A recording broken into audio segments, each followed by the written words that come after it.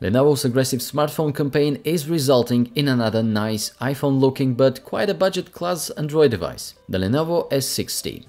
S60 is a cheaper version of the popular Lenovo S90 model, which was unbelievably close to be mistaken with the new iPhone 6. But this time we have a cheaper phone, just a bit over 200 euros. Its case is made of plastic and its profile is not as slim as its more expensive brother is. But the weight is still pretty acceptable. You will really appreciate that once having the device in your palm.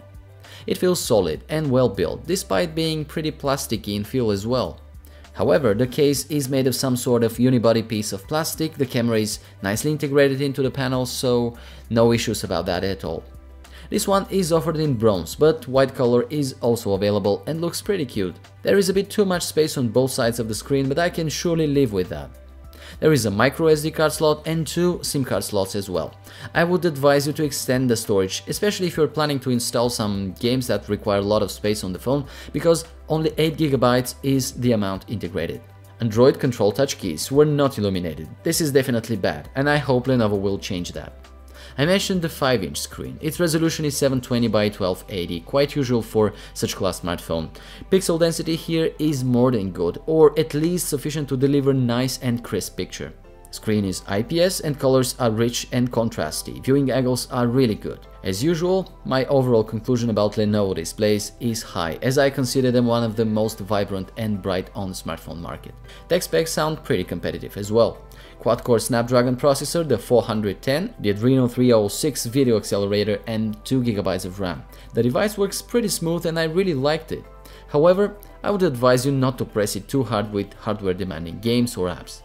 The amount of RAM allowed me to run a lot of apps without no bother to the smooth user interface experience. The interface itself is actually pretty cool. It is a combination of Lenovo's graphics design plus some of the sweetest Android Lollipop features. Yes, S60 works with the Android Lollipop 502. That was the one pre-installed on our test device, so check for updates because it's worth to upgrade here. We've got the 2 steps drop-down menu, the lock screen notifications or the cool multitask menu of Lollipop, for example. At the same time, there is the typical Lenovo interface without application submenu.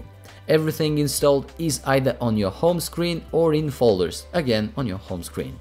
But that is something that was surprisingly good looking to me, so I definitely liked it. There are different interface themes to choose from, but probably you know that if you've seen other Lenovo smartphones. There is this shortcut button called the White Touch, which allows you to access a lot of apps from wherever you are in the menu or a game or whatever. If you don't like it, just deactivate it from the notification menu. I was a bit skeptic about the battery at first. It is just about 2100 mAh but seems relatively good standing. A day and a half with some combined use shouldn't be a problem. The 13 megapixel camera? Well, not too good normally, but working pretty well for sure.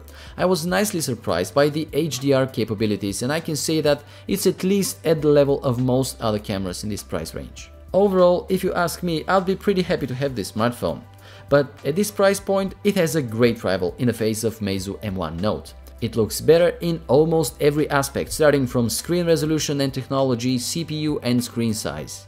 But of course, we're going to check that in our upcoming review of the Meizu M1 Note. Visit laptopmedia.com and subscribe to the channel for more videos and reviews like that. See you there, bye.